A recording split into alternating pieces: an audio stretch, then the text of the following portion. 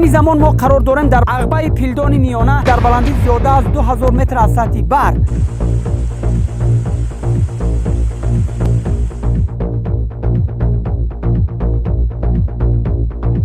یک طرف برف، یک طرف سبزه، از یک طرف حیوانات‌های کوهی. این خیلی منظره‌ها در یگان دولت دنیا نیست. جان ساغرای نخچیرای کابگای. این منطقه برای رشد سیاحی شکار نیز بسا سازگار است.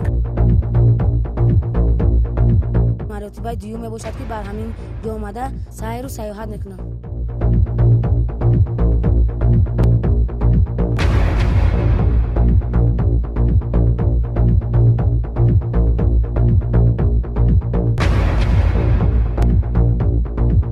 برای دیدن مکان‌های سیاحی موضع ағбаи пилдон باید همه مشکلات را تحمل کرد.